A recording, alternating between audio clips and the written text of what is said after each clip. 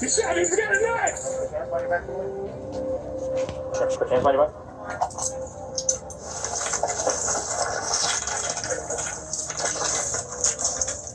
Wait, stop that! Stop!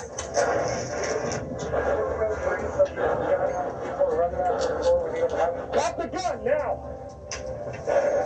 Drop the gun! Cletus, come here! Drop the damn knife! Drop it! Jump! Let me go.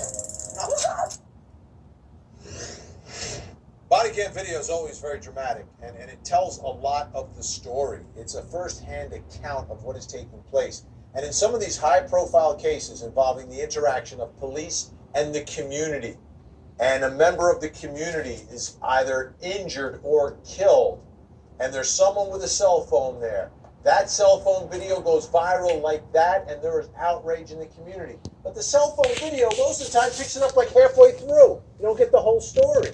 And a lot of times, sometimes there is no cell phone video. There's